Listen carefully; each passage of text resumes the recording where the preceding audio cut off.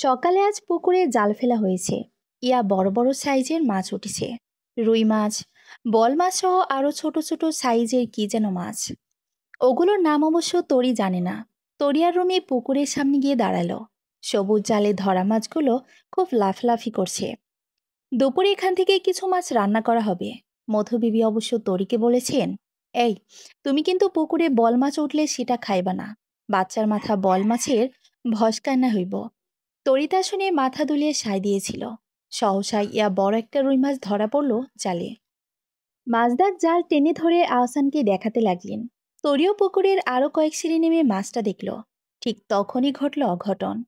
ভেজা সিঁড়িতে পা পিছলে পড়ে গেল নিচে। রুমি তরিকে কোনো রকম টেনে তুলল। মধুবিবি চিৎকার করে দৌড়ে এসে বললেন, হায় হায়, কি সর্বনাশ! তুমি এই পুকুরের সামনে আসছো কেন? ব্যথা পাইছো? পেটে ব্যথা করতেছে? তরি কিছু বলার আগেই আহসান ছুটে এলো। তরিকে ধরে বলল, একটু সাবধানে চলবে না? পেটে লাগেনি তো?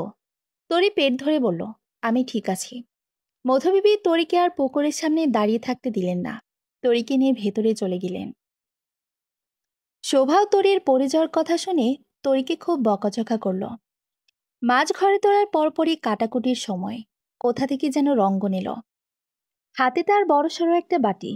রুমিকে সামনে পেয়ে বাটিটা রুমির হাতে তুলে দিয়ে বলল, আমার আম্মা পায়েস রান্না করেছে, আহসানের জন্য পাঠিয়েছে। আহসান বাড়িতে নেই। রুমি বাটিটা হাতে নিয়ে বিড়বিড় করে বলল, মাছ ঘরে তুলতে না তুলতেই মেসো ভূত হাজির, খান্নাস জিন কোথাকার। কিন্তু রঙ্গনের সামনে সরাসরি সেসব বলা যায়?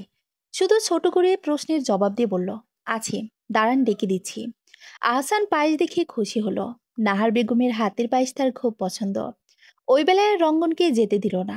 পুকুরের মাছের সালন দিয়ে ভাত খেয়ে দুই বন্ধু বেরিয়ে গেল। বাইকে করে রঙ্গনকে বাড়ির সামনে নামিয়ে দিয়ে আহসানও কাজে চলে গেল। মধুবিবি তরিকে খেতে ডাকলে ফির এসে বলল, রুই মাছ আর পোনা মাছটা খাইবা তুমি। বল মাছের বাটিতে হাত দিবা না। বাচ্চা হওয়ার পর মন ভইরা বল মাছ খায়ও। তরি বিছানা থেকে উঠতেই পারল না। একেবারে মিনমিনি স্বরে বলল, বুবু, আমি পরে খাবো। মধুবিবি দরজার সামনে দাঁড়িয়ে প্রশ্ন করলেন, এইসব কথাবার্তা এখন বাদ দাও। পেটেরটার কথা ভাইবা হলেও সময় মতো খাওন লাগবো। খাবার খায়া ওষুধ খায় একেবারে শুইও। তরি পেটে হাত দিয়ে হঠাৎ গঙ্গানি দিয়ে উঠল। পেটটা কেমন চাপ দিয়াছে, মনে হচ্ছে নাড়ি ভরিয়ে ছিঁড়ে ঘুরে যাবে। মধুবিবি তরির গঙ্গানির আওয়াজ পেয়ে তরির মাথার কাছে এসে দাঁড়ালেন। ভয়ার্ত গলায় বললেন, কি হয়েছে তোমার? শরীর খারাপ লাগতেছে? তরি পেট চেপে ধরে চিৎকার করে বলল, পেটে অনেক ব্যথা করছে। মনে হচ্ছে সবকিছু বের হয়ে আসবে। আহ, আল্লাহ বাঁচাও। মধুবিবি তরির পেটে হাত দিয়ে দেখলেন পেট চাপ ধরে কেমন শক্ত হয়ে আছে। মধুবিবি চিৎকার করে বললেন, আহসানের মা, তাড়াতাড়ি এদিকে আসো। মধুবিবির গলা শুনে শোভা তাড়াতাড়ি তরিদের ঘরে এলেন। তরির অবস্থা দেখে বললেন, কি হয়েছে আম্মা ওর? মধুবিবি তরির মাথা বলিয়ে দিতে দিতে আতঙ্কিত কণ্ঠে বললেন, পেটে ব্যথা। পেটও কেমন চাপ দিয়ে শক্ত হয়ে আছে। পুকুর পাড়ে পইরা গেছিল। পেটে টান লাগছে মনে হয়। আল্লাহর নাম নেওয়া আহসানের মা, বাচ্চাটার যেন কিছু না হয়। আল্লাহ আল্লাহ করো। শোভা কিছু বুঝতে না পেরে তরিকে বললেন, একটু উঠে দাঁড়াও তো মা। সোজা হয়ে উঠে দাঁড়াও। তরি বিছানা থেকে উঠতেই শোভা আটকে উঠলেন। বিছানার চাদরটা রক্তে ভিজে গেছে। তরির দোপায়ের মধ্যখান হতে চিকন রক্তের স্রোত বয়ে চলেছে। পরনের শাড়িটার পেছনের অংশ পুরো রক্তে ভিজে জবজব করছে। তরির রক্ত দেখে ভয়ে জ্ঞান হারিয়ে ফেলল। মধুবিবি তরির হাত পায়ে তেলে মালিশ করতে লাগলেন। শোভা মাথায় পানি ঢালতে লাগলেন।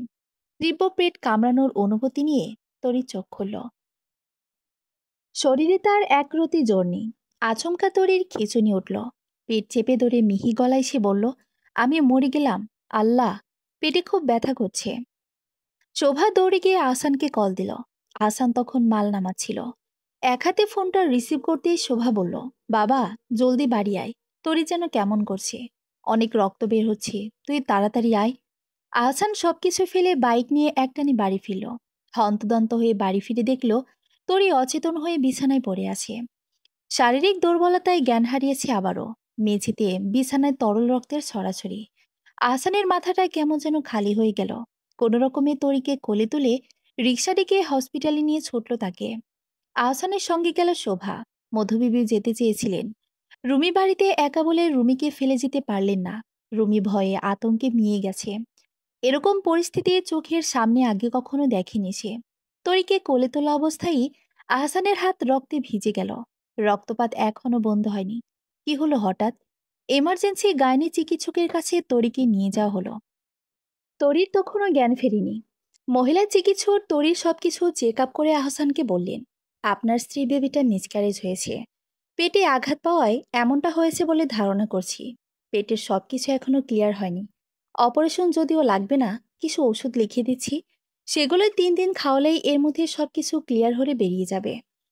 আহসান টলমলে চোখে সবটাই শুনল, শোভাও নিরুত্তর।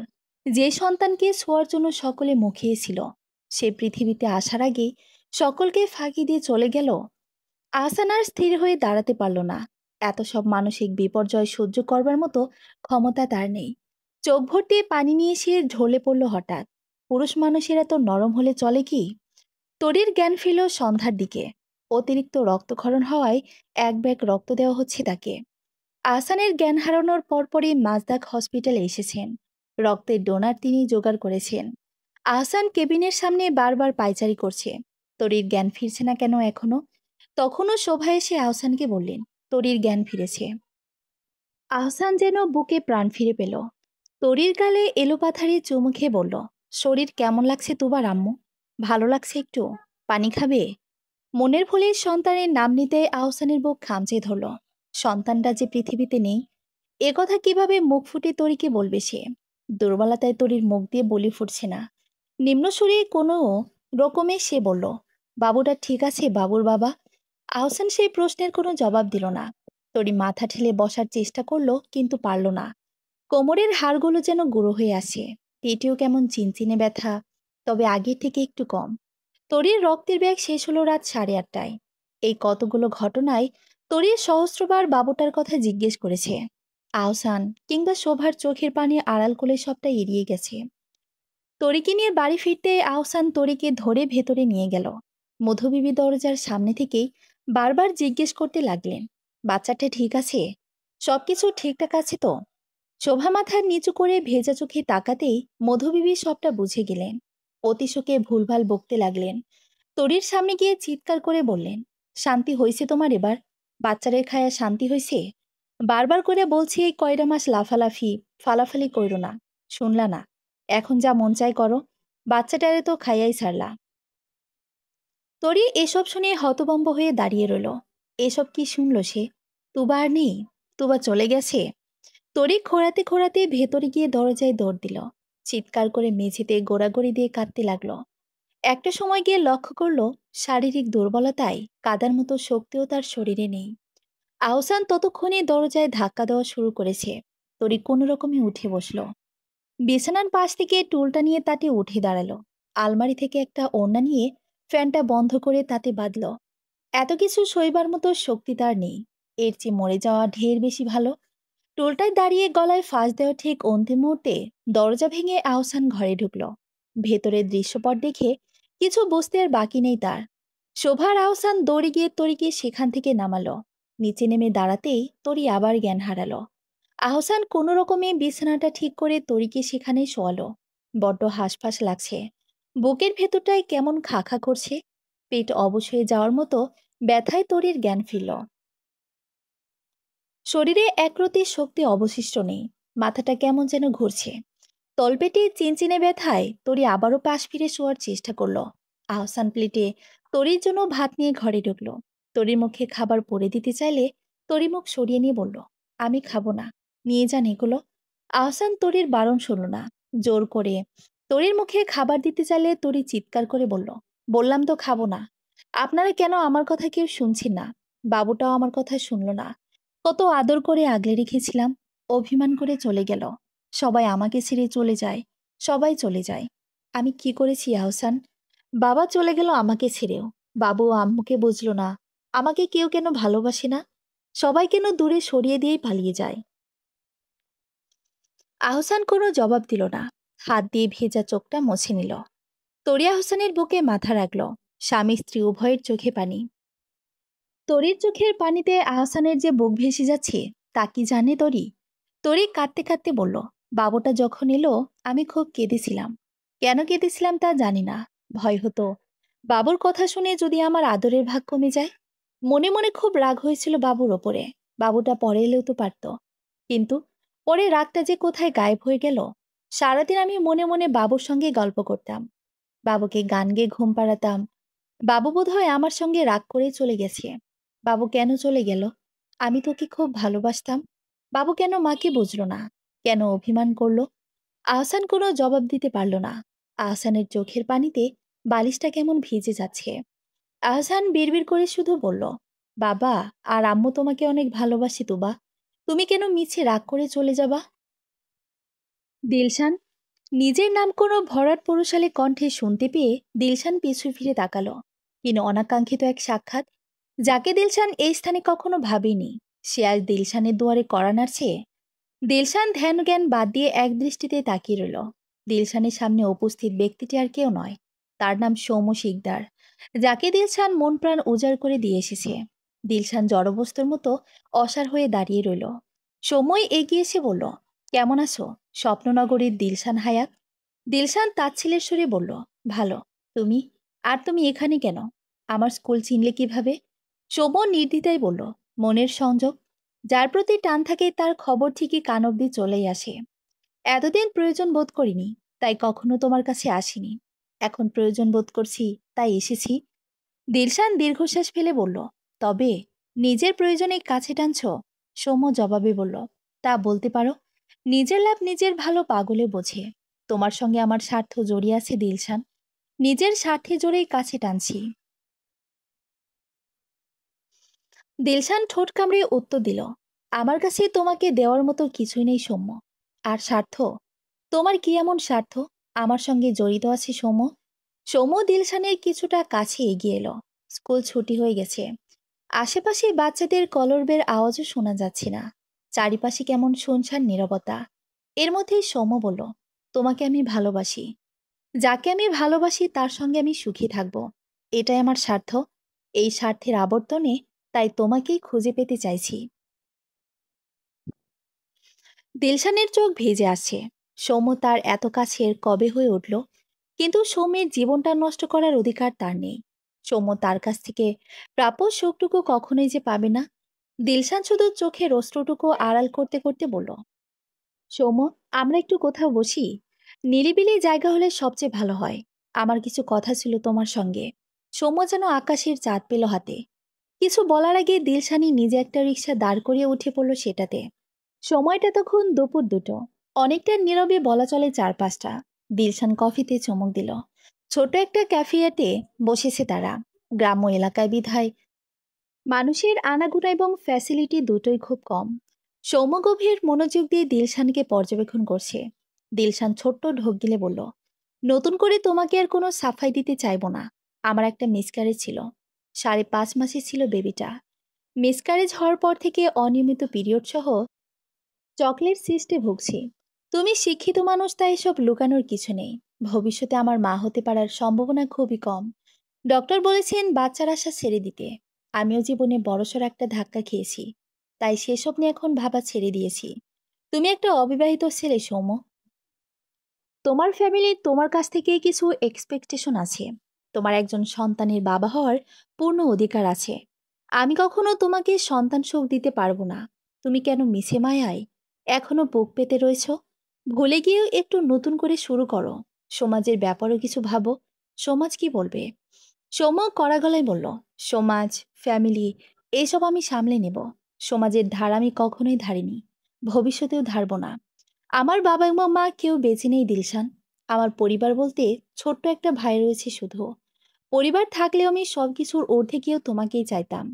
দিলশান সৌম্যের হাতটা ধরে নরম গলায় বলল, সৌম্য, জীবনটা একটা কঠিন কুরুক্ষেত্র। আবেগের বশে সিদ্ধান্ত নিও না। বিবেক দিয়ে একটু ভাবো।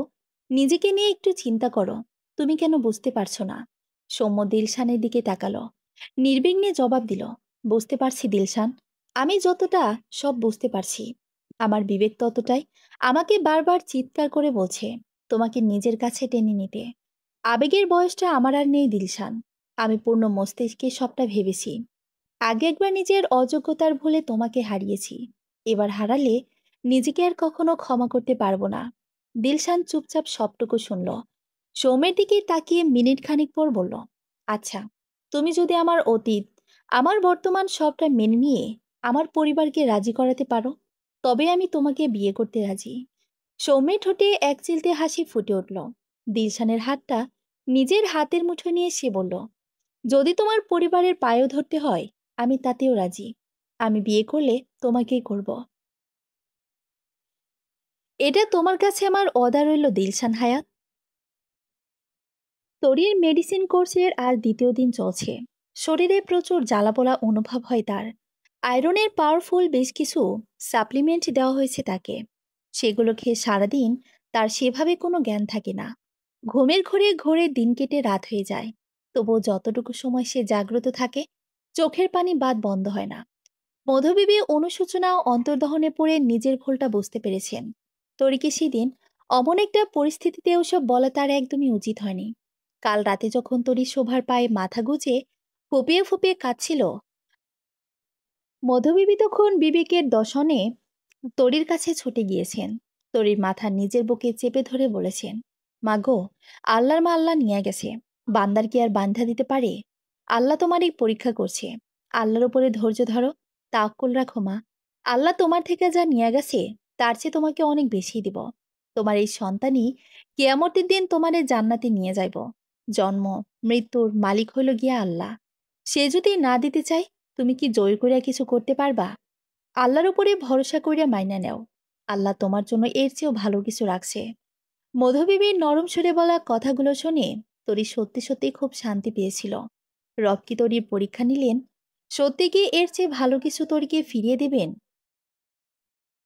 আহসান কাজ শেষ করে বাড়ি ফিরল রাত ৯টায়। তরির প্রতি বিশেষ যত্নশীল সে। আহসান বাড়িতে থাকলে বেলার ওষুধ বেলায় নিজে এগিয়ে দেয় তরিকে। সে বাড়িতে অনুপস্থিত থাকলে শোভাকে সবটা বুঝিয়ে দেয়। তরির মন ভালো করার খুব চেষ্টা করে সে। আহসান নিজেকে সামলে নিয়েছে অনেকটাই। যা হয় ভালোর জন্যই হয়। সৃষ্টিকর্তার সিদ্ধান্ত সবচেয়ে সঠিক সিদ্ধান্ত। এর উপরে মানুষের কোনো মতামত চলে না। আহসান একটা সাদা ছোট্ট প্যাকেট হাতে ঘরে ঢুকলো। তরি আহসানকে দেখা মাত্রই হেলান দিয়ে বসলো। চোখ ভর্তি ক্লান্তি আর দুর্বলতা নিয়েই বলল, আপনার আজ এত দেরি হলো যে? আহসান ছোট্ট প্যাকেটটা তরির দিকে বাড়িয়ে দিয়ে বলল, কাজ শেষ হতে হতে দেরি হয়ে গেছে। তোমার জন্য একটা জিনিস এনেছি তরি, খুলে দেখো পছন্দ হয় কিনা। তরি কাপা হাতে ব্যাগটা কোনো রকমে তুলে ধরে বলল, কি আছে এতে? আহসান গামছায় মুখ মুছতে মুছতে বলল, একটা মোবাইল ফোন। আমার ইচ্ছে ছিল তোমাকে ভালো একটা ভার্সিটিতে অ্যাডমিশন কোচিংয়ে ভর্তি করিয়ে দেব, কিন্তু আমাদের এদিকে সেরকম ভালো অ্যাডমিশন কোচিং সেন্টার নেই। যেগুলো আছে সব নিম্নমানের। তাই একটা মোবাইল কিনে এনেছি। তুমি বাড়িতে বসে বসে অনলাইনে ক্লাস করবে। আমি তোমাকে ভালো দেখে কোর্স কিনে দেব। তোমার শরীরটাও সেভাবে ভালো নেই। ক্লাস করতে গিয়ে এত দৌড়ঝাঁপ সহ্য হবে না। মোবাইলটা ব্যবহার করে জানিও কেমন লেগেছে। যদিও খুব বেশি দামি না ফোনটা। আসলে তোমার গরিব বরের সামর্থ্য এর থেকে বেশি নেই। তরি ফোনটা খুলেও দেখল না। মন শরীর কোনোটাই সায় দিল না। পরিস্থিতি এমনটা না হলে অবশ্যই ফোনটা দেখে মনে ভীষণ খুশি হতো। আহসানকে জড়িয়ে ধরে চুমুটুমু খেয়েও ফেলতে পারত। তরি ফোনের ব্যাগটা বিছানার ওপরে রেখে বলল, আপনি আমায় ভালোবেসে যা দেবেন, আমি তাই খুশি মনে গ্রহণ করব। সবাই নিজের পছন্দের মানুষকে নিজের সর্বোচ্চটাই দেওয়ার চেষ্টা করে। আপনি যাই দেবেন না কেন আমাকে, আমি কখনোই সেটার মূল্য বিবেচনা করতে পারবো না। ভালোবাসা কি কখনো মূল্যে অর্থে পরিমাপ করা যায়? আহসান তরির দিকে অপলকভাবে তাকিয়ে রইল। তরি কবে এত বড় হয়ে গেল? কোথায়, কবে যেন কে বলেছিল না, মেয়েদের ম্যাচুরিটি, পরিপক্কতা সে বয়সের সঙ্গে সঙ্গে। সে একদম ভুল বলেছিল। মেয়েদের ম্যাচিউরিটি, পরিপক্ক আসে ভালোবাসার মানুষের সঙ্গে থাকলে। আহসানের ভাবনার মাঝে তরি মৃদু আর্তনাদ করে উঠে দাঁড়ালো। দুপায়ের মধ্যখান হতে চিকন রক্তের স্রোত বেয়েই চলেছে। তা দেখে আহসান আঁতকে উঠে বলল, এখনো রক্তপাত বন্ধ হয়নি তরি? তরি কোনো রকমে বিছানায় চেপে ধরে বলল, না, মেডিসিন কোর্সের কাজ শুরু হয়ে গেছে। এখন রক্তের সঙ্গে পেটের সবকিছু পরিষ্কার হয়ে যাবে। মা আমাকে দুপুরে সব বুঝিয়ে বলেছিল। আহসান তরি ধরে কোনো রকমে বিছানায় বসালো। তরির রক্ত দেখলে মাথা ঘোরে। তাই সে আহসানকে চেপে ধরে চোখ বন্ধ করে বসে রইল। পেটে আস্তে আস্তে চাপ বেড়েই চলেছে। একটা সময় তরি আহসানের হাত শক্ত করে চেপে ধরল। পেটটা কেমন মুড়িয়ে কামড়ে ধরছে যেন। আহসান বুঝতে পারল আসলে এই অ্যান্টিবায়োটিক কোর্সে প্রভাব শুরু হয়ে গেছে। তরির নুয়ে পড়া অবস্থা দেখে সে তরির জন্য একটা স্যালাইন গুনে আনলো। তরিকে ধরে কোনো রকমে সেটা খাইয়ে দিল। লাল রঙের রঞ্জক পদার্থে ভেসে যাচ্ছে তরি। বিছানা এবং মেঝেতে রক্তের ছিটে ফোটা দেখে তরি বারবার চোখ সরিয়ে নিতে চাইল। আহসান তা লক্ষ্য করে একটা পরিষ্কার কাপড় এনে মেঝেটা মুছে দিল। তরি পেট ধরে উঠে দাঁড়িয়ে আহসানের হাত থেকে কাপড়টা ছিনিয়ে নিয়ে বলল, এ কি, আপনি কেন এসব করছেন? একটু অপেক্ষা করুন। ব্লিডিং কমলে আমি মেঝেটা মুছে ফেলবো। সারাদিন কাজ শেষে বাড়ি ফিরেছেন, আমি করে নেব সবটা। আপনি এখন বিশ্রাম নিন। আহসান তরির হাত থেকে কাপড়টা নিয়ে বলল, তুমি বিশ্রাম করো তরি। তুমি অসুস্থ, আমি অসুস্থ নই। আমার বিশ্রামের কোনো প্রয়োজন নেই। তোমার জীবনের কঠিন মুহূর্তে যদি আমি তোমার পাশে দাঁড়াতে না পারি, তবে আমি কেমন স্বামী? সম্পর্ক শুধু দায়িত্বের খাতিরে গড়ে ওঠে না তরি। শুধুমাত্র ভাত কাপড়ের জন্য তোমার বাবা মা ভরসা করে তোমাকে আমার কাছে দেননি। আমি চাই আমার বুকটা, আমার কাঁধটা, আমার হাত দুটো এবং কি আমার পুরো শরীরটা তোমার একটা ভরসা স্থল হোক তরি। জীবনে যদি কোথাও গিয়ে আটকে পড়ো কিংবা দেওয়ালে পিঠ থেকে যায়, তাহলে একবারের জন্য হলেও আমার নামটা নিয়ে তরি। আমি যতদিন বেঁচে আছি, আমি তোমায় কখনো অবজ্ঞা করব না। তুমি আমার স্ত্রী, আমার ভালোবাসার জায়গা। তুমি আমার বেটার হাফ, আমার অর্ধেক অংশ, অর্থাৎ আমার অর্ধাঙ্গিনী তুমি। নিজেকে আমি খুব ভালোবাসি তরি। তুমি তো আমারই বেটার হাফ, আমারই একটা খণ্ডাংশ। তোমাকে আমি না ভালোবেসে পারি তরি?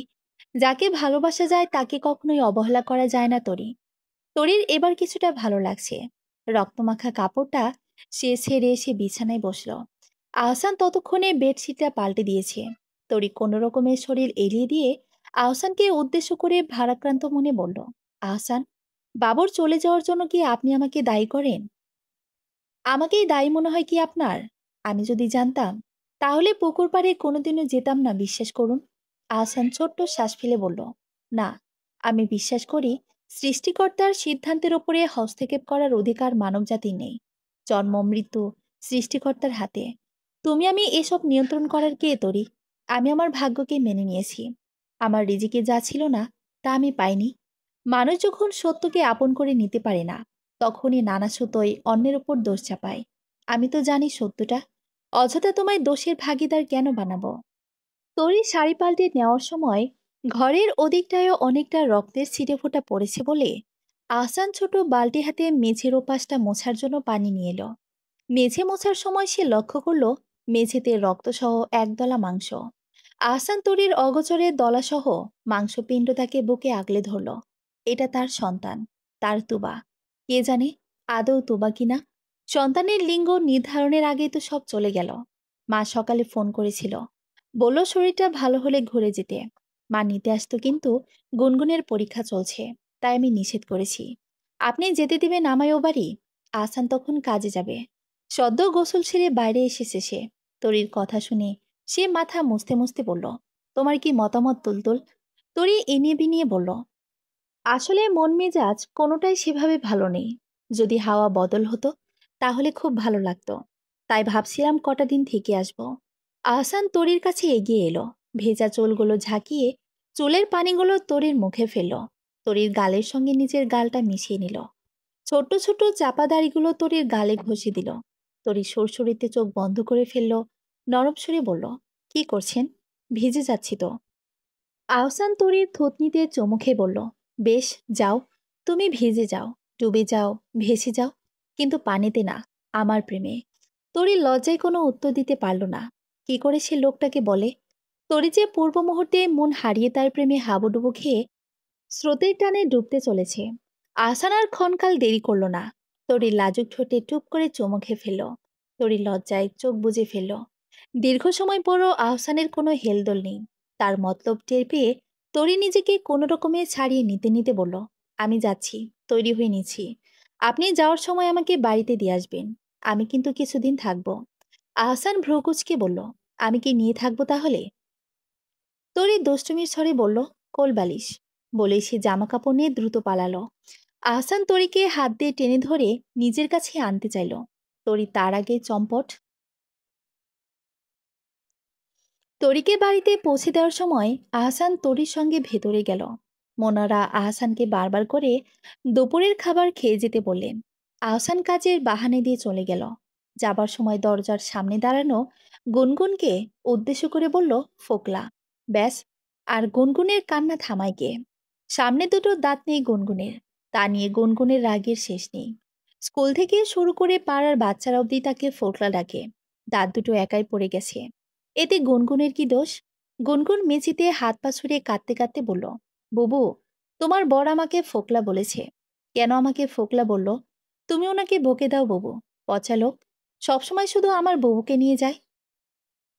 আহসানের পাঞ্জাবের নিচের অংশ ধরে টানতে টানতে সে ফের বলল, আপনি এরকম কেন? আমি তো আপনার বউকে নিয়ে যাই না। আপনি কেন আমার বউকে নিয়ে যান? গুনগুনের প্রশ্ন শুনে মনোয়ারা, তরিসহ আহসানের অবধি মাথায় হাত। এই ভয়ানক প্রশ্নের কেউ উত্তর দেবে সে? রুমি আজ কলেজ থেকে একা একা বাড়ি ফিরছে। মাজদাক আর আহসান মিলে সিদ্ধান্ত নিয়েছে এখন থেকে রুমি একা একা কলেজে যাবে। বাড়ি থেকে রুমির কলেজ অনেকটাই কাছে, তরির মতো অতটা দূরে নয়। তাই রুমি এখন একাই কলেজে যাতায়াত করে। রুমির স্বভাবে একটু ভীরু। মাজদাক বলেছেন, রুমিকে এখনই একা একা বের হতে দিলে একটু একটু করে সে বাইরে চলাফেরা করা শিখবে। দিন কয়েকই ধরে তাই একা একাই যাতায়াত করেছে।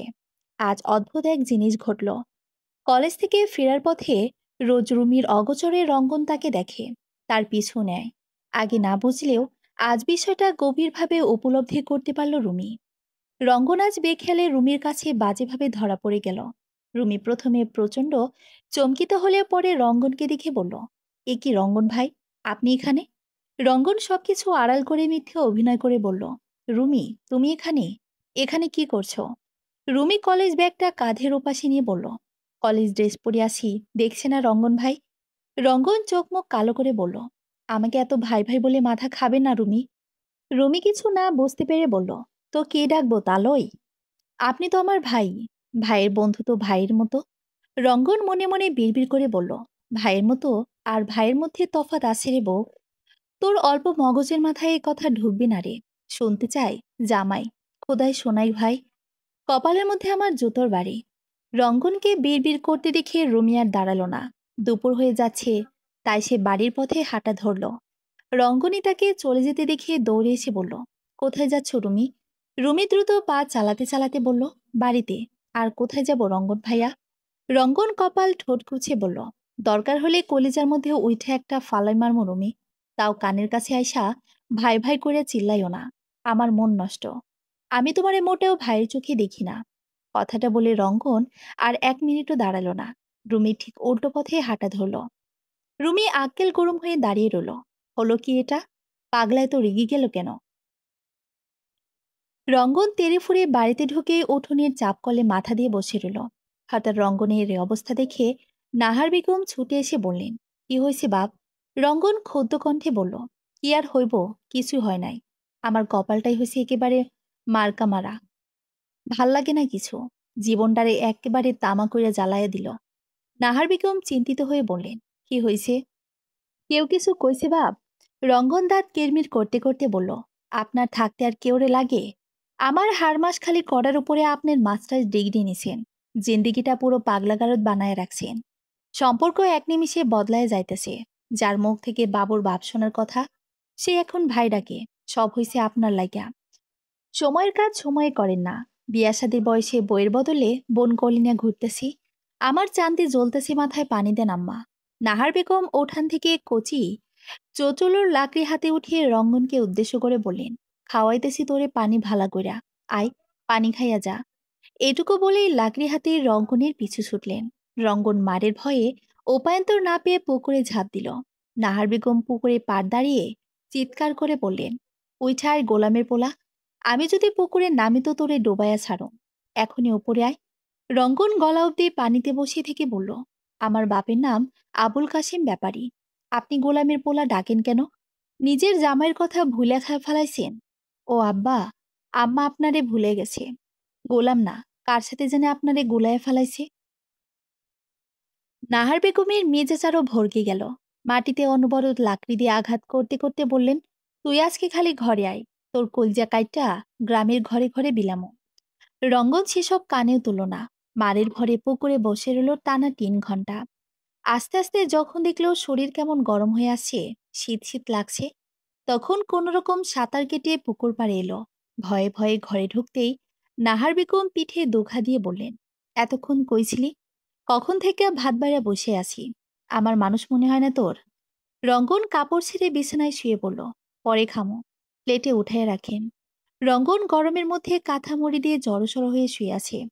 টিট টিট করে ঠোঁটটা কেমন কাঁপছে। নাহার বেগম ঘরে এসে রঙ্গনকে অসময়ে ঘুমাতে দেখে আতঙ্কিত হয়ে উঠলেন। ভীত হয়ে কপালে হাত দিয়ে দেখলেন জ্বরে শরীর পড়ে যাচ্ছে। রঙ্গন জ্বরের ঘরে বিড়বিড় করে কী সব যেন বলছে। নাহার বেগম রঙ্গনের মাথায় জলপটি দিলেন। কপালে চুমু খেয়ে কাঁদো কাঁদো গলায় বললেন, সবসময় পাগলামি করস কেন বাপ? কত বোঝায় তাও গো ধরায় বসে থাকোস। মারে বুঝোস না বাপ? তোর বাপ যাওয়ার পর থেকে তোরে আঁকড়া ধরেই কোনো রকমে বাইচে আছি। তুই আমারে বুঝোস না। রঙ্গন গড়ের ঝড়ে কিছুই বুঝল না। বিড়বিড় করে বারবার সে রুমি রুমি বলে কি সব আকতি মিনতি করছে। গুনগুন তরির সঙ্গে পুতুল পুতুল খেলার ছলে তরিকে বলল, বাবু, বাবুটা তোমার কাছে কি আমার নামে আর কিছু বলেছে? তরির বুকে যেন একটা ধাক্কা লাগলো। গলা দিয়ে কোনো স্বরই বের হলো না। মনোহরা চোখ রাঙিয়ে গুনগুনের দিকে তাকাতেই গুনগুন থেমে গেল। তরির চোখের জল আড়াল করতে পাশের ঘরে চলে এলো। বিছানার বালিশে মুখ গুজিয়ে হাউমাউ করে কেঁদে উঠল। মনোহরা দরজার সামনে এসে দাঁড়ালেন। তরির কষ্টে তার মন পুড়ে যাচ্ছে। মনোহরা তরির মাথার কাছে এসে বসলেন। তরিকে আদর করতে করতে বললেন, আল্লাহর সিদ্ধান্ত মেনে নাও মা। সৃষ্টিকর্তার উপরে কি আর কথা চলে? আল্লাহ তোমার কোল আবার ভরিয়ে দিবেন। দুঃখ পেও না মা। তরি হেঁচকে তুলতে তুলতে বলল, আল্লাহ বাবুর জায়গায় আমার প্রাণটা নিয়ে নিত, তাও তো হতো। মনোহরা তরিকে জড়িয়ে ধরে বললেন, কখনো নিজের মৃত্যু কামনা করতে হয় না। যা হয় ভালোর জন্যই হয়। ভাগ্যকে মেনে নাও গো মা। তরি কাঁদতে কাঁদতেই ঘুমিয়ে পড়ল। রাতে মনোহরা তরিকে ঘুম থেকে তুলে তরি আর গুনগুনকে খাইয়ে দিলেন। তরি ঘুম ঘুমো চোখে খাবারগুলো শেষ করলো। খেয়ে দিয়ে আবার ঘুমাতে গেল। বিচ্ছিরে আয়রনের ওষুধগুলো খেয়ে সারাদিন কেমন ঘুম ঘুম পায় শুধু। তরি চেয়েছিল ওষুধগুলো খাওয়া বন্ধ করে দেবে। আহসানের বকনিতে আর তা সম্ভব হয়নি। গুনগুন ও তরি দুজনেই খেয়ে দিয়ে ঘুমিয়ে গেছে। বাড়ির ফটক দরজা ভেতর থেকে তালা দেওয়ার সময়ই দরজায় করাঘাত পড়ল। মনোহরা দরজা খুলে দাঁড়াতে দেখলো আহসান দাঁড়িয়ে। মনোহরাকে দেখে সালাম দিয়ে বলল, মা, তরি আছে? মনোহরা আহসানকে বসতে বলেই তরিকে ডাকতে গেলেন। তরি তখন সবেমাত্র চোখটা বুজেছে। মনোহরার ডাকে কোনো রকমে চোখ খুলে বিরক্তি নিয়ে সে বলল, কি হয়েছে? খেয়েই তো শুয়ে এলাম, আবার ডাকছো কেন? মনোহরা ফিসফিস করে বললেন, আস্তে কথা বল। আহসান এসেছে, পাশের ঘরে বসে আছে। আহসানের কথা শুনতেই তরির ঘুম লাটে উঠল। আহসান এসেছে? এত রাতে? কেন এসেছে? কোনো বিপদ হয়নি তো? তরি শোয়া থেকে উঠে বসল। দ্রুত শরীরের কাপড় ঠিক করে পাশের ঘরে গেল। সত্যি সত্যি আহসান এসেছে। তরি হাই তুলতে তুলতে বলল, আপনি এত রাতে কোথা থেকে এলেন? কি হয়েছে? সবকিছু ঠিকঠাক আছে তো? আহসান তরিকে হাত বাড়িয়ে কাছে টেনে নিল। কোমর জড়িয়ে ধরে বলল, বউকে দেখতে এলাম। যতই হোক আমার একটা মাত্র বউ বলে কথা। তরি আহসানের বুকে হেলে পড়ে বলল, কেন, আরো দুটো বিয়ে করার শখ আছে নাকি? আহসান মৃদু হেসে বলল, তুমি অনুমতি দিলে ভেবে দেখতে পারি। একটা বউকে খাওয়াতে পড়াতে পারলে আরো দুটোকেও পারবো। আমার কোনো সমস্যা নেই। তরির বড্ড রাগ হলো। আহসানের বুকে একখানা কামড় বসিয়ে দিয়ে সে ফুঁসতে ফুঁসতে বলল, করে দেখুন একবার। চুল টেনে দেব, কামড়ে রক্ত বাইর করে দেব, ঝাঁটা দিয়ে মেরে বিদায় করে দেব, আপনাকে সঙ্গে আপনার আরো দুই বউকে। আহসান তরিকে আরো শক্ত করে চেপে ধরে বলল, তাই, এসো, তোমাকেও একটু কামড়ে দিচ্ছি। বলেই তরির তুল তুলে গালে কামড়ে দিল। তরি ভোতা মুখে বলল, খেয়েছেন রাতে, নাকি ভাত মাখিয়ে খাইয়ে দেব? আহসান নতমুখে বলল, খেয়ে এসেছি, কিন্তু তুমি খাইয়ে দিলে আবারও খাবো। তরি আহসানকে ছেড়ে তার জন্য ভাত আনতে গেল। রান্নাঘরের সামনে যেতেই মনোরায় এসে তরিকে বললেন, কি হয়েছে তরি? জামাই এত রাতে এলো, সবকিছু ঠিকঠাক আছে? কোনো বিপদ হয়নি তো?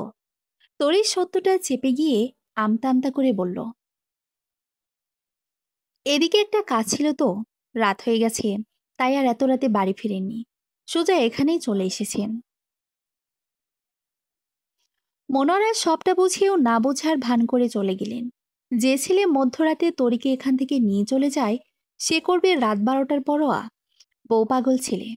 আহসানের আজকে থেকে স্কুলের জয়নিং। তরির সেটা নিয়ে খুশির অন্ত নেই। বাড়িতে সবাই খুব খুশি। বাবু চলে যাওয়ার পর সবার মন বিষণ্ণতায় ছেয়ে গিয়েছিল। এখন সবাই একটু একটু করে স্বাভাবিক জীবনে ফিরেছে। আজ ভোরে আহসান যখন গোসল করে ঘরে এলো, সহসায় আহসানের দুবাহু পেছন থেকে জড়িয়ে ধরল তরি। আহসান বেজা শরীরের সঙ্গে অকস্মাৎ লেপ্টে যাওয়াতে তরি বেশ খানিকটা ভিজেও গেল। তাতেও তার কোনো হেলদোল নেই। আহসানের তরির হাত চেপে ধরে বলল, সকাল সকাল ম্যাডামের এত আদর ভালোবাসা, মতলব কি হ্যাঁ? চরিত্র হনন করতে চাও নাকি? তরি অসব কিছুই শুনল না। আহসানের ঘাড়ে চুমু খেয়ে তাকে শক্ত করে চেপে ধরল। আহসান কোনো সারা শব্দ না পেয়ে পিছু ফিরল। তরিকে ওভাবে দাঁড়িয়ে থাকতে দেখে সহসায় কোলে তুলে নিল। বিছানায় তরিকে রেখে ঠোঁটের ভাঁজে চুমু খেয়ে বলল, ম্যাডামের মুড আজকে খুব ভালো দেখছি। নতুন চাকরি, প্রথম দিনই ছুটি নিলে চাকরি টিকবে বলে মনে হচ্ছে না। আহসানের দুষ্ট ইঙ্গিত বুঝতে পেরে তরি লাজে লাল হয়ে যাহ বলে তার থেকে মুখ গুজে ফেলল। আহসান কয়েক মিনিট সেভাবে রইল। তারপর করুণ হয়ে বলল, রেডি হতে হবে ম্যাডাম। আপনার এসব ব্যাপার স্যাপার রাতে এসে দেখব। তখন পালায় পালায় করলেও আমি ছাড়ছি না, বলেই তরির দিকে তাকিয়ে চোখ মারল। তরি লজ্জায় গুটিয়ে পড়ল। আহসান আলমারি থেকে কাপড় বের করতে ব্যস্ত। তরি আহসানের অগোচরে একটা প্যাকেট বের করলো। আহসানের সামনে গিয়ে সেটা তুলে ধরে বলল, আপনার জীবনের এই বিশেষ দিনে আমার তরফ থেকে একটা ছোট্ট উপহার। যদিও আমি এখনো আয় করি না, যদি কখনো করি তাহলে আরো দামিটা দেব। বলতে খুব লজ্জা হচ্ছে, কিন্তু আপনার টাকা দিয়েই আপনার জন্য উপহার কিনেছি। আহসান কেমন যেন স্তম্ভিত হয়ে গেল। চোখ বড় বড় করে বলল, তুমি আমার জন্য কিছু কিনেছো তরি? সত্যি? তরি চোখ নামিয়ে বলল, হ্যাঁ, একটা শার্ট আছে ভেতরে। আমি শার্টের মাপটা বুঝি না, তাই রুমিকে নিয়ে গিয়েছিলাম। আমি পছন্দ করেছি, রুমি মাপ বলে দিয়েছে। কেমন হয়েছে একটু খুলে দেখুন না। আহসান শার্টের প্যাকেটটা খুলে দেখল ভেতরে আকাশি রঙের ফুল হাতার একটা চমৎকার শার্ট। তরির পছন্দ এত সুন্দর, এত যত্ন নিয়ে কি করে পছন্দ করে কিনলো সে? আহসান শার্ট হাতে বলল, টাকা কোথায় পেলে তরি? তরি আঁচল ঘোরাতে ঘোরাতে বলল, আমাকে একটা ব্যাংক কিনে দিয়েছিলেন, মনে আছে আপনার? ওটা ভেঙে ফেলেছি। বিশেষ দিনে একটা বিশেষ উপহার না দিলে হয়? আহসান তরির আরো কিছুটা কাছে এলো। কপালে গভীর চুম্বন এঁকে দিয়ে বলল, কোনো বিশেষ উপহারের প্রয়োজন নেই তরি। আমার জীবনের সবচেয়ে বড় উপহার আমার তুলতুলে বউ। তরির লজ্জায় আরেক দফা লাল হলো। আহসান সেদিন আর আলমারি থেকে কিছু বের করতে পারল না। তরির দেওয়া শার্টটাই পরে স্কুলে গেল। চুলগুলো সুন্দর করে আসলে ঠিক যেন সাহেবদের মতো। যাবার সময় বাড়ির বড়দের সালাম দিয়ে যেতে ভুলল না। এখন থেকে আহসানকে কি বলে ডাকবে তরি? আহসান মাস্টার। তাহলে তরি কি মাস্টারি বউ মাস্টারিনী হতে পারে? হি হি। আহসানের স্কুল ছুটি হবার কথা 1টার দিকে। সবকিছু গুছিয়ে এসে আসলো আনুমানিক 1:30টার দিকে। প্রথম দিন বিধায় আসতে একটু দেরি হলো। আহসান স্কুল থেকে ফিরতেই তরি তাকে ঘিরে ধরল। খুব উৎফুল্ল হয়ে জিজ্ঞেস করল, কেমন গেল শিক্ষক জীবনের প্রথম দিন আহসান মাস্টার? আহসান শার্ট খুলতে খুলতে তার পেশিবহুল শরীরখানা তরির নিকট উন্মুক্ত করে বলল, ভালোই। তবে প্রথম দিন তো এই নতুন জীবনে অন্যরকম একটা পরিচয়, অপরিচিত একটা জায়গা, একটু নার্ভাস ছিলাম। বাচ্চা সামলানো আসলে বেশ ধৈর্যের কাজ। একদিনেই কেমন হাঁপিয়ে উঠেছি। যদিও বাচ্চা সামলানো আমার পুরনো অভ্যাস। ছোট বাচ্চা বউটাকেও তো আমি বড় করলাম। যদিও এখনো অনেক কিছু বোঝে না মেয়েটা। কিছু হলেই ভ্যা ভ্যা করে কাঁদে। তরির মুখ ভার করে ফুঁসতে ফুঁসতে বলল, কে বাচ্চা? আমি বাচ্চা? রাতে কাছে এসে দেখবেন একদম কামড়ে দেব। এসেছি আমাকে বাচ্চা বলতে? তরি ফোঁস করতে করতে ঘর থেকে বের হয়ে যাচ্ছিল। আহসান পিছন থেকে তরির হাত ধরে টান দিতেই তরি তার বুকে হুমড়ি খেয়ে পড়ল। আহসান তরির ঘাড়ে নাক ঘষতে ঘষতে বলল, আলমারির তাকে একটা শাড়ি আছে, তোমার শার্টটার সঙ্গে মিল করে আকাশি রঙেরই কিনেছি। সন্ধ্যায় ওটা পরে তৈরি থাকবে। একটা বিশেষ জায়গায় যাব। কোথায় যাব সেটা বরং তোলাই রইল, গেলেই দেখতে পাবে। তরি আর কোনো প্রশ্ন করার সুযোগ পেল না। আহসান দুপুরে খেয়ে ব্যবসার কাজের জন্য বের হয়ে গেল। চাকরি করলেও ব্যবসা সে ছাড়বে না। সকালে চাকরি আর বিকেলে বাবার সঙ্গে ব্যবসা, এটাই আপাতত তার জীবন। তরি সন্ধ্যায় আলমারি থেকে আহসানের রেখে যাওয়া শাড়িটা পরে তৈরি হলো। বিয়ের পর দিন আহসান তাকে যে চুড়িগুলো এনে দিয়েছিল দুহাতে সেগুলো পরল। সেজে গুজে পরিপাটি হয়ে বসে রইল। আহসান সময় মতোই তরিকে নিতে এলো। আসার সময় হাতে করে বেলি ফুলের গাজরা নিয়ে এলো। তরি সেটা মাথায় পড়ল। কি সুন্দর ঘ্রাণ বের হচ্ছে বেলি ফুলের, কি মিষ্টি ঘ্রাণ। খুব ফুরফুরে মেজাজে তরি আহসানের সঙ্গে বাইকে বসলো। শক্ত করে চেপে ধরে আহসানের বুকে এক হাত, কাঁধে অপর হাত রাখল। আহসান একটা বাড়ির নিচে এসে বাইকটা থামালো। তরিকে সঙ্গে নিয়ে সে বাড়িটার দোতলায় উঠল। তরি সবকিছু ঘুরে ফিরে দেখে বোঝার চেষ্টা করছে আসলে ঠিক কোথায় এসেছে সে। অবাক করে দিয়ে বাড়ির দরজা খুলল অর্ক। তরিকে নিয়ে আহসান ভেতরে ঢুকতেই তরি দেখল ভেতরে সৌম্য আর রঙ্গনও আছে। অবাক করা বিষয়, সৌম্যের সঙ্গে ভেতরে একটা মেয়ে বসা। দুজনেই সোফায় বসে আছে, বউ আর বরের বেশে। পাশে বিয়ের পড়ানোর জন্য কাজী সাহেব বসা। তরি বিস্মিত হয়ে আহসানকে বলল, সৌম্য ভাইয়ার বিয়ে আজ? আহসান মাথা দুলিয়ে সায় জানালো। তরি ফিসফিস করে বলল, মেয়েটাকে আপনি তো আমাকে আগে কিছু বলেননি।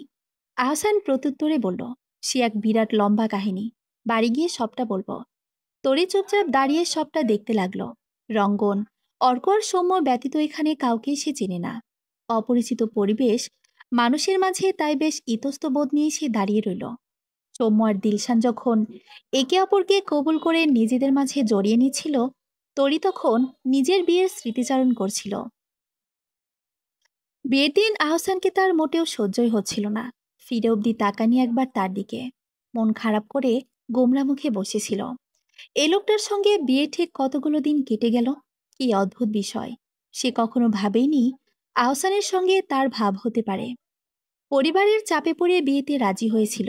সম্পর্কটা স্বাভাবিকভাবে মেনে নিতেও পারেনি শুরুতে। কিন্তু আজ কি হলো? আহসান কখন তার মনের গভীরে আবস্থল গেঁথে বসল। দিলশান কাপা হাতে সাইন করল। সৌম্যের ভেতরে সেসব কিছুই নেই। মনে মনে সে বিজয়ীর হাসি হাসছে। দিলশানের পরিবারকে রাজি করাতে গিয়ে তার আর আহসানের যে কত কাঠখড় পোড়াতে হয়েছে। আহসান না থাকলে হয়তো বিয়েটা হতোই না। দিলশানকে বুঝিয়ে সুঝিয়ে রাজি করা গেলেও তার পরিবারকে রাজি করানো একটা কষ্টসাধ্য ব্যাপার ছিল। সৌম্যের বাবা মা বেঁচে নেই, বিধায় তার কোনো অভিভাবক নেই। থাকার মধ্যে আছে শুধু ছোট একটা ভাই। অভিভাবকহীন ছেলেদের কাছে মেয়ের পরিবাররা সচরাচর মেয়েকে তুলে দিতে দ্বিধাবোধ করেন। আহসানি সবটা কিভাবে যেন সামলে নিল। শুরুতে ঝামেলা করলেও শেষে আহসানের কথায় দিলশানের পরিবার ঠিকই রাজি হলো। স্বপ্নের দিলশান হায়াত সত্যি সত্যি আজ সৌম্য শিকদারের হলো। বিয়ের পর্ব শেষ হতেই সৌম্য খেজুর ছিটালো। খাওয়া দাওয়ার ছোটখাটো একটা পর্ব হলো। খেয়ে আহসান দিলশানের হাতে একটা উপহারের বক্স দিয়ে বলল, তোমার জীবনের নব প্রারম্ভে আমার এই ছোট্ট উপহার দিলশান। আমার বন্ধুকে সুখী রেখো, আর নিজেও সুখী হও, সেই দোয়াই করি। দিলশান মুচকি এসে তরিকে ইঙ্গিত করে বলল, তোমার বউ বুঝি ভারী মিষ্টি দেখতে। নিজের প্রশংসা শুনে লাজে তরি মাথা নিচু করে ফেলল। আহসান আর দাঁড়ালো না। অনেক রাত হয়ে গিয়েছে, তাই তরিকে নিয়ে সে বাড়ি ফিরে এলো। বাড়ি ফিরতেই তরি প্রশ্নের ভান্ডার খুলে বসলো।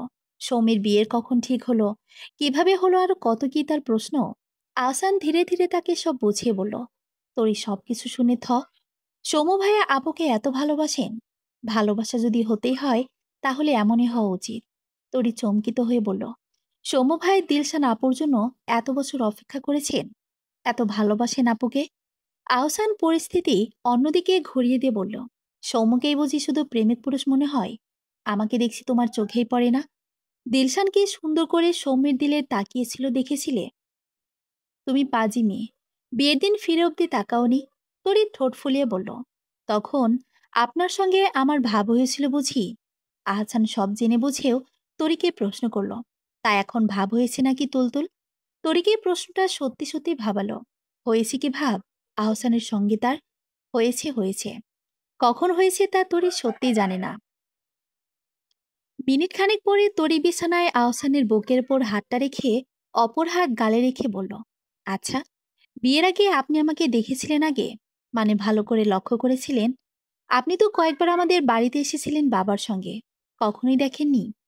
আহসান বেশ ভেবে বলল, সেভাবে ঠিক মনে পড়ছে না, তবে একটা ঘটনা খুব মনে পড়ছে। বাবা একটা কাজে তোমাদের বাড়িতে পাঠিয়েছিলেন। সেদিন আকাশ মেঘলা ছিল, আর তখন আমার বাইকও ছিল না। ফেরার পথে সে কি বৃষ্টি! তোমার মা আমাকে বসতে বললেন। আমি তোমাদের বসার ঘরে বসে বাইরে বৃষ্টি দেখছিলাম। বৃষ্টি থামলেই চলে যাব এমন ভাবনাই ছিল মাথায়। ও মা! হঠাৎ দুম করে আওয়াজ হয়। বাইরে তাকিয়ে দেখি একটা মেয়ে বৃষ্টির পানিতে আছাড় খেয়ে পড়ে ভ্যাঁ ভ্যাঁ করে কাছে। আমাকে দেখে লজ্জা পেয়ে চোখ মুছে ছুটে পালালো। তরি মিনমিন করে বলল, ওটা গুনগুন ছিল। আমি আছাড় খেয়ে পড়ে ভ্যাঁ ভ্যাঁ করে মোটেও কাঁদিনি। আহসান ঠোঁট টিপে হেসে বলল, ও মা তাই? তখন আমার বয়স ছিল 21 বছর। নব ভার্সিটি স্টুডেন্ট, তাই বয়সটা বেশ ভালোই মনে আছে। হিসেব মতে তোমার বয়স তখন 11। আর গুনগুন তখন ছিল কিনা তাও আমার সন্দেহ। থাকলেও বৃষ্টির দিনে দৌড়ঝাঁপ করার মতো বড় ছিল না। তরি আহসানের বুকে এলোপাথারি কিল দিতে দিতে বলল, সব মিথ্যে। আমি মোটেও বৃষ্টির দিনে আছাড় খেয়ে পড়িনি। আহসান হাহা করে অট্টহাসি হাসতে লাগলো। তরি রেগে মুখ ফুলিয়ে বসে আছে। আহসান তাকে আদরে ছলে কাছে টেনে নিয়ে বলল, তুমি আমাকে কখনো দেখনি তরি? তরি এবার স্বাভাবিক হয়ে বসল। টিপ্পনি কেটে বলল, আপনার বোধহয় বৃষ্টির রাশি। আপনি আরও একদিন আমাদের বাড়িতে বৃষ্টিতে ভিজতে ভিজতে আমার বাবার সঙ্গে এসেছিলেন। মা আপনাকে চুল মোছার জন্য বেছে বুছে আমার গামছাখানায় দিয়েছিল। সেটা নিয়ে রাগ করে দুপুরে সেদিন ভাতই খানি। আমার গামছা আমি কাউকে ধরতে দিতাম না। একটু হিংসুটে ছিলাম। তবে শুধু গুনগুনকে দিতাম। আপনি যখন মাথা মুছে নিচ্ছিলেন, আমি আর গুনগুন লুকিয়ে লুকিয়ে দেখেছিলাম। আহসান বাঁকা হেসে বলল, সামান্য গামছা নিয়ে এত বাড়াবাড়ি? এখন যে প্রতিদিন বাসি ঠোঁটে চুমু খেতে হচ্ছে, সে বেলায়? তড়িৎ তেতে উঠে আহসানের দিকে এগোতেই আহসান তাতে এক ঝটকায় কাছে টেনে নিল। অভিমান রাগ সব জলে চলে গেল। মাঝরাত অব্দি ভাব ভালোবাসার এক বিশাল পর্ব চলল। শেষে না পারতে মাঝরাতে তরি তাকে শরীর থেকে টেনে সরালো। তাও সরল কোথায়? তরির দিকে মুখ করে পাশ ফিরে শুয়ে কেমন নেশালো দৃষ্টিতে তরিকে বারবার দেখছিল। আফসালয় সেটা টের পেতেই তরি বলল, ঘুমাচ্ছে না কেন? এভাবে তাকিয়ে আছেন কেন? আহসান হাই তুলে বলল, তুমি ডানোর ডিব্বাগুলো রাখলে দোষ নেই। আমি একটু তাকালেই দোষ? তরি নিজের দিকে তাকাতেই জিপায় কামড় পড়ল। শাড়িটা কোথায় ছুঁড়ে ফেলেছে আহসান কে জানে। উন্মুক্ত বক্ষস্থল ঢাকতে কোনো রকমে বালিশের নিচ থেকে একটা পাতলা কাঁথা বের করলো তরি। গলা অবধি ঢেকে তারপর শুয়ে পড়ল। আহসানকে দিয়ে বিন্দুমাত্র বিশ্বাস নেই। সকালে ওসব বাজে বাজে কথা বলে পিষে মারবে তরিকে। চলবে। গল্প নিকুঞ্জ কানন, ষষ্ঠ পর্ব। পরবর্তী পর্ব পড়ার আমন্ত্রণ রইল। ধন্যবাদ।